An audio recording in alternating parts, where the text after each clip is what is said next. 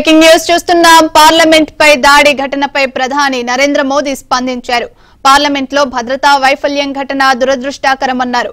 Parliament ఘటనను తక్కువగా అంచనా వేయకూడదని సూచించారు. పార్లమెంట్ ఘటనపై రాద్ధాంతం చేయొద్దని కోరుతున్నానని మోదీ విజ్ఞప్తి చేశారు.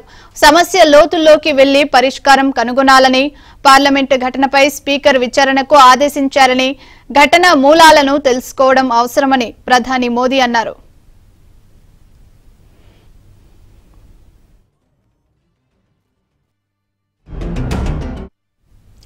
ఈ నెల 13న లోక్సభలో కొందరు దుండగులు చొరబడ్డం దేశవ్యాప్తంగా తీవ్ర కలకలం రేపింది. పార్లమెంట్ పై ఉగ్ర దాడి జరిగి 22 ఏళ్లు పూర్తయిన రోజే మరోసారి లోక్సభలో భద్రతా వైఫల్యం కలకలం రేపింది. ఓ వ్యక్తి పబ్లిక్ గ్యాలరీ నుంచి లోక్సభలోకి దూకగా మరో వ్యక్తి గ్యాలరీ నుంచి ఒక రకమైన పొగను వదిలి భయభ్రాంతులకు గురి చేశాడు. ఇదే సమయంలో పార్లమెంట్ బయట మరో 2 దుండగులు ఈ తరహాలోనే ఆందోళనలు చేశారు. వీరందరినీ అదుపులోకి తీసుకున్న పోలీసులు దర్యాప్తు చేస్తున్నారు.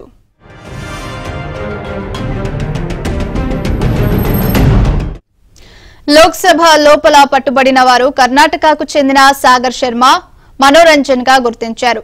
వీరిద్దరూ మైసూర్కు చెందిన వారని ప్రాథమిక దర్యాప్తులో తేలింది. పార్లమెంటు బయట నిరసన చేసిన 2 వ్యక్తుల్లో ఒక మహిళ కూడా ఉన్నారు. రంగుల పొగను వెదజల్లుతూ ఆందోళనకు దిగిన వీరిద్దరిని ట్రాన్స్పోర్ట్ భవనం ముందు పోలీసులు అదుపులోకి తీసుకున్నారు.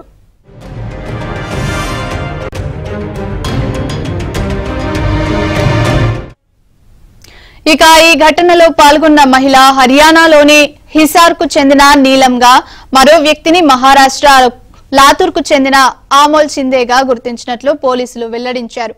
పార్లమెంట్ లోపల వెలుపల జరిగిన ఈ ఘటనలకు సంబంధించి ఢిల్లీ పోలీసుల ప్రత్యేక విభాగం దర్యాప్తు చేస్తోందని అధికారులు వెల్లడించారు.